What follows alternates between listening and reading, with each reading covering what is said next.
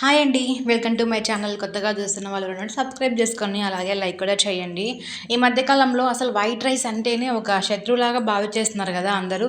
White rice అంటే తినకూడదు, తినకూడదు. ఎక్కడికెళ్ళినా ఇదే మాట వింటున్నా. అందులో నైట్ టైమ్ అయితే అస్సలు వైట్ రైస్ అనేది తినొద్దని చెప్తున్నారు డాక్టర్స్ కూడా. ఒకప్పుడైతే అన్నమే తినేవాళ్ళంట 3 పూట్ల. మా అమ్మ అదే చెప్తా ఉంటది. ఇప్పుడు షుగర్ వచ్చింది కదా! మా అమ్మ అయితే అసలు నైట్ టైమ్ అన్నమే తినకూడదు. ఒకప్పుడు మేము 3 పూట్ల అన్నమే తినేవాళ్ళము. వేరేది ఏది తినేవాళ్ళమే కాదు అసలు. ఎప్పుడో ఇంటి దగ్గర ఉన్నప్పుడు చేసుకొని తినాలి అనిపించినప్పుడు మేము టిఫిన్ చేసుకునేవాళ్ళము. దోస, ఉప్మా, ఉగ్గాని అలా చేసుకునేవాళ్ళము. ఎప్పుడు పనులుంటాయి కదా! ఉదయం లేచిన దగ్గర నుంచి వాళ్ళు పొలానికెళ్ళి చేసేవాళ్ళు కాబట్టి, ఇప్పుడు కూడా చాలామంది పొలం పనులు చేసేవాళ్ళు అన్నమే తింటున్నారు. ఎందుకనంటే వాళ్ళు అన్నం తినకపోతే ఆ స్టామినా ఉండదు అని అనుకుంటారనమాట. అది నిజమో కాదో నాకు తెలీదు గానీ, నిజంగా టిఫిన్ చేసినప్పుడు అంత ఎనర్జిటిక్‌గా అనిపించదు. దోస తిన్నామనుకోండి ఒకటే నీళ్ళు దాహంగా అనిపిస్తది గదా! ఇడ్లీ తింటే ఒక గంటకి అరిగిపోతది. మామూలుగా ఉద్యోగం చేసే వాళ్ళకి, నీడలో ఉండే వాళ్ళకైతే సరిపోతుంది గానీ టిఫిన్ అన్నది. బయట ఎండకెళ్ళి పని చేసే వాళ్ళకి నిజంగా అన్నం తింటేనే వాళ్ళకి ఆ శక్తి ఉంటదబ్బా 100%. మా అమ్మ వాళ్ళు అప్పుడు బాగా పనులు చేసేవాళ్ళు కాబట్టి అప్పుడు అన్నమే తినేవాళ్ళు. ఇప్పుడు కొంచెం పనులేం లేవు కాబట్టి వాళ్ళు కూడా ఉదయం, నైట్ టిఫిన్ చేస్తున్నారనమాట. సరే మొత్తానికి ఇప్పుడు ఈ టిఫిన్ టాపిక్ ఎందుకొచ్చింది అని అంటారా? మా ఇంట్లో రైస్ మిగిలిపోయిందబ్బా. రైస్ మిగిలిందంటే మా ఆయనకి పెద్ద చెడ్డ చిరాకింకా. ఎందుకంటే ఆయనకి ఇంక నైట్ మిగిలిన అన్నము తినడే అలవాటే లేదు. తింటే ఓన్లీ పెరుగులోకి తింటాడు అంతే. పెరుగు వేసుకొని కొంచెం లైట్‌గా అంతే. లేదంటే అస్సలు తిననే తినడనమాట. నేను కూడా అంతే నైట్ మిగిలితే ఓన్లీ కర్రీస్‌లోకి తింటా వెరైటీగా. ఆయన పెరుగులో తింటే నేను కర్రీస్‌లో తింటా. పెరుగన్నం అసలు పోనే పోదనమాట చల్లగా ఉంటే నాకు.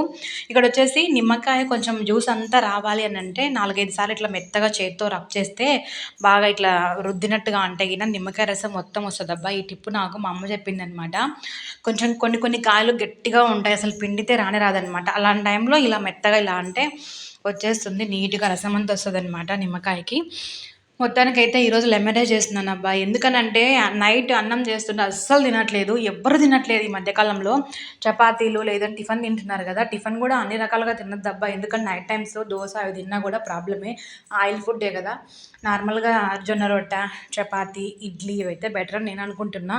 నాకు తెలీదులెండి. నార్మల్‌గా అనుకుంటున్నా అనమాట. ఆయనకి చపాతీ చేసిన, నాకు రైస్ చేసుకున్నా అనమాట. నాకు కూడా తినబుద్ధి అవ్వలేదు. నేను కూడా చపాతీ తిన్నాననమాట. అందుకు రైస్ మిగిలిపోయింది. ఆ రైస్‌తో ఉదయం లెమన్ రైస్ చేస్తున్నా. మా ఆయనకి అస్సలు నచ్చదు. బియ్యం కాస్ట్ అయితే భయంకరంగా పెరిగిపోయినాయబ్బా. మేము వాడే రైసు మేము ఇంటి దగ్గర నుంచి తెప్పించుకుంటాము. మేము ఉండేది సిద్దిపేట దగ్గర కదా! నంద్యాల నుంచి రైస్ తెప్పించుకుంటాం అనమాట మా అమ్మ వాళ్ళతో. 3300 బస్తా పడింది. దానికి ఇంకా ట్రాన్స్‌పోర్ట్ చార్జెస్ ఉంటాయి కదా! 250, 300 అలా పడిందనమాట. ఇంటికొచ్చేసరికి 3600 వరకు అయింది బియ్యం బస్తా. మా ఆయన ఇంక ఇంతెత్తున లేస్తున్నాడు. అన్నం మిగిలిచ్చి పడేసినావంటే నీకు మామూలుగా ఉండదని చెప్పేసి. కుక్క పిల్లలు ఉంటే పెట్టొచ్చు గానీ, మేముండే దగ్గర కుక్క పిల్లలు అట్లా ఏం లేవు పెట్టేదానికి. ఇంక డస్ట్‌బిన్‌లోనే వెయ్యాలి. అది ఇంకా మహా పాపం గదా! అందుకని చెప్పేసి జాగ్రత్తగా వాడుకో అంటున్నాననమాట. ప్రతిసారి మా అమ్మ వాళ్ళే బియ్యం టిక్కి ఇస్తారు. ఈసారి గూడా అంతే. మా అమ్మ వాళ్ళే బియ్యం టిక్ అయితే ఇచ్చారనమాట. కానీ బావ తీసుకోవాలి డబ్బులు పెట్టి ప్రతిసారి ఇప్పించుకోవద్దు వాళ్ళతో అనైతే అనుకుంటున్నాడు. పోయినసారి ఒక బస్తా వాళ్ళు, ఒక బస్తా బావ అనమాట. మాకు రెండే పడతాయి. ఇద్దరమే ఉన్నాం గదా! ఆ రెండే సరిపోతదనమాట. ఈసారి మాత్రం ఫస్ట్ ఇయర్ గాబట్టి మా అమ్మ వాళ్ళు ఇచ్చారు. నెక్స్ట్ ఇది అయిపోతే మేము తెచ్చుకోవాలనమాట. అందుకు మా ఆయన జాగ్రత్తగా వాడుకో. బియ్యం అయితే అసలు వేస్ట్ చేయొద్దు అనైతే అన్నాడు. నేనే కాదు ఎవ్వరు గూడా అన్నాన్ని వేస్ట్ చేయొద్దబ్బా. ఎంతవరకు వాడుకోవాలో అంతే వాడుకోవాలి. చిన్న కుక్క పిల్లలు అట్లా ఉంటే పెట్టొచ్చు గానీ, ఎవరన్నా ఇంటికొచ్చినప్పుడు అట్లా ఉంటదని. ఎవ్వరు లేనప్పుడు మనం ఇద్దరమే ఉన్నప్పుడు అన్నం వేస్ట్ అయిద్ది కదా! నేనైతే లెమన్ రైస్ చేస్తున్నా. నాకసలు లెమన్ రైస్ అయితే పడనే పడదింకా. ఉడుకుడుకు అన్నంలో అయితే బావుంటుంది గానీ, చల్లన్నంలో తినాలంటే తినలేము. అంటే కొంతమందికి లెమన్ రైస్ బానే ఉంటుంది చల్లన్నంతో చేసినా గూడా. నాకిట్లా వేడన్నంతో ఇష్టమనమాట. దాంట్లోకి కొంచెం ఎక్కువేస్తున్నా బొడ్డపప్పులు, మినప్పప్పు, కొంచెం ఆవాలు, కొంచెం కొత్తిమీర కాదు కరివేపాకు, పచ్చిమిర్చి కొంచెం కారం కారంగా, కొంచెం పుల్ల పుల్లగా ఉంటే చల్లన్నంలో బావుంటది. కొంచెం వేడన్నంలో కొంచెం కారం లేకపోయినా తినగలుగుతాం గానీ, ఈ చల్లగా ఉన్న అన్నంలో కొంచెం కారం ఉంటే బావుంటదనమాట. మొత్తానికైతే ఇలా చేస్తున్నా. మధ్యలో ఆనియన్స్, ఎల్లుల్లిపాయలు చూపించిన. దీంట్లో ఏస్తానా అనుకోకండి. అస్సలు లేదనమాట. సెపరేట్ ఉంది దానికి. ఎందుకనంటే చెప్పినా కదా! మా ఆయనకి అసలు పడనే పడదనమాట. మా ఆయనే కాదు చాలామంది నైట్ మిగిలిన అన్నం తినాలంటే తినలేరబ్బా. లేడీసే తింటా ఉంటారు. ఆల్మోస్ట్ అందరి ఇళ్లల్లో జరిగేది ఇదే అనమాట. వాళ్ళకి ఉదయాన్నే ఫ్రెష్‌గా ఏదైనా టిఫిన్ చేసి పెట్టాల్సిందే.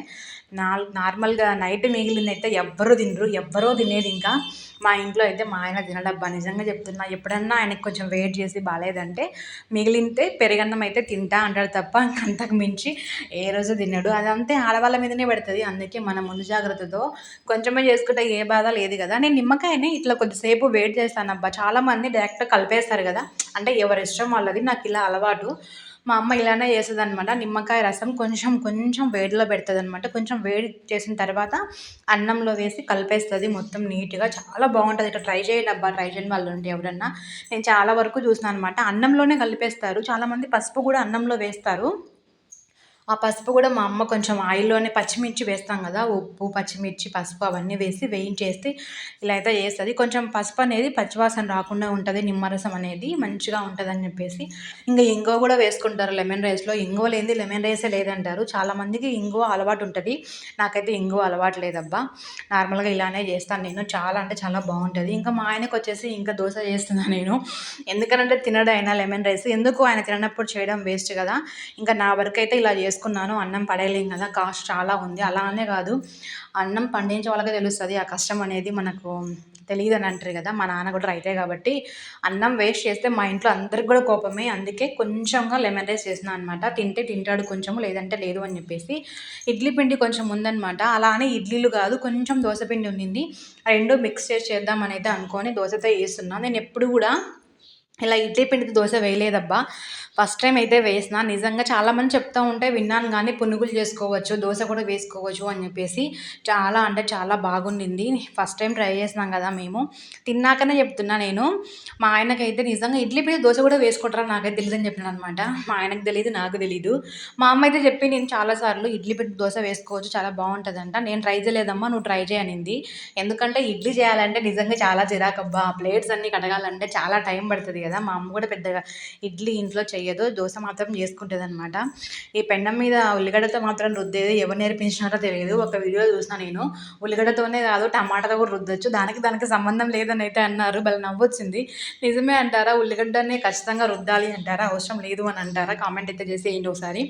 నేనైతే రుద్దుతున్నాను అబ్బా, నాకైతే అలవాటు. మా అమ్మ అయితే ఇట్లనే చేస్తుంది. ఫస్ట్ కొంచెం వాటర్ చల్లేసి వేడైన తర్వాత ఆ ఉల్లిగడ్డ మొత్తం తీసుకొని రుద్దుతాము చుట్టుగా. రుద్దిన తర్వాత మేమైతే పెనం మీద దోశ వేస్తాము. చాలా బాగా వస్తుందని చెప్పి నమ్మకము. ఇంతకుముందు వాడే పెనం అయితే చాలా బాగుండింది. ఇప్పుడు అంటే చాలా టైం పడుతుంది హీట్ అవ్వాలంటే. దాదాపు ఒక 10 మినిట్స్ దాకా పడుతుందేమో. ఉక్కు పెనం అంటారు కదా. దోశలు టేస్ట్ బాగుంటాయి. ఆ దోశకి ఈ దోశకి తేడా ఉంటుందన్నమాట. మా అమ్మ చేస్తున్నాయి కాబట్టి తెలుసు. ఇప్పుడు మా అమ్మ కూడా వాడట్లేదు లేదు, నాన్ స్టిక్కే వాడుతున్నాం. మేము ఉన్నాం కదా, అలవాటు చేస్తున్నాం అమ్మ నాన్ స్టిక్ వాడొద్దు అని అంటున్నారు కదా. మళ్ళీ మనం దోశ పెనం మాత్రం మార్చడం లేదు. రీసెంట్గా మేము కొత్తది తీసుకున్నాం ఇది. ఇప్పట్లో మార్చేది లేదు. కనీసం 1 ఇయర్‌న రావాలి కదా. 1 ఇయర్ వచ్చిన తర్వాత ఆలోచిస్తాము. అప్పుడు అలాగే అనుకుంటాం. మళ్ళీ తెచ్చేది లేదు, ఏం లేదులేండి. మన మంచిది హెల్త్‌కి మంచిదంటే మనం ఏది వాడం కదా, ఏదైనా తినం కదా. ఇది కూడా అంతే.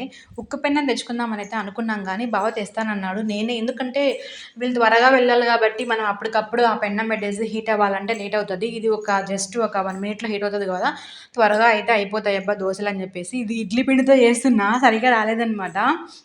బావ నీకు రాకపోతే చేయడం ఎందుకు, అవసరమా ఓవరాక్షన్ అన్నాడు. అందరూ చేస్తున్నారు కదా, మనం కూడా ట్రై చేయాలని చెప్పేసి ట్రై చేసినానబ్బా. ఓన్లీ ఇడ్లీ పిండితో మాత్రమే వేసిన, దోశ పిండి కూడా మిక్స్ చేయలేదు. వస్తుందా రాదా చూద్దామని చెప్పేసి. పర్వాలేదు, బాగొచ్చింది. టేస్ట్ బాగుండింది. మన రవ్వ దోశలాగా అనిపించింది అనమాట. అట్లనే రవ్వ దోశ కూడా కాదు, ఎందుకంటే రవ్వ దోశ కొంచెము కరుగ్గా ఉంటుంది, ఇది మెత్తగా సాఫ్ట్గా బాగుంది. తెలుస్తుంది ఇది ఇడ్లీ పిండి దోశ అని చెప్పేసి. నాకైతే బాగా నచ్చిందబ్బా. అప్పుడప్పుడు ట్రై చేస్తాను నేను. ఇంకా పునుగులు అంటారు కదా, మేము బోండా అంటాము. అవైతే చేయలేదు, చేస్తాను, ట్రై చేస్తాను ఖచ్చితంగా ఏదో ఒక రోజు. ప్రయోగాలు అయితే అప్పుడప్పుడు చేస్తూ ఉండాలి కదా. దోశ అయితే వేస్తున్నానబ్బా నేను. మా బావ అయితే డ్యూటీకి వెళ్ళాలి అని చెప్పేసి అప్పటికప్పుడు నిర్ణయం తీసుకున్నాడు.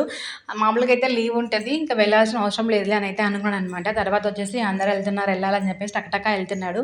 కారం దోశ వేస్తున్నా. ఇలాగ తీసుకున్నాను కదా ఆనియన్స్, దీంట్లోకి అనమాట. ఆనియన్స్, ఎల్లుల్లిపాయ వేసి మిక్సీ పట్టేసిన, ఉప్పు కారం వేసి జీలకర్ర వేసేసి కారం దోశ అయితే వేస్తున్నా. మా ఆయన కారం దోశ చాలా ఇష్టం అబ్బా. కారం దోశ ఎంతమందికి ఇష్టమో కామెంట్ చేయండి. నాకు కూడా ఎర్రకారం దోశ ఇష్టము, బాగానే తింటాను నేను కూడా. నార్మల్ దోశ కంటే కూడా దోశ అనగానే చాలామందికి చాలా ఇష్టం కదా, అందులో నేను కూడా ఉంటా, మా ఆయన కూడా ఉంటాడు, చాలామంది కూడా ఉంటారు కదా. అదే కొత్తగా చూసిన సబ్స్క్రైబ్ చేసుకోండి అబ్బా, లైక్ చేయండి, కామెంట్ చేయడం మాత్రం అసలు మర్చిపోమాకండి. థ్యాంక్స్ ఫర్ వాచింగ్ అండి. లక్ష్మీ రమేష్.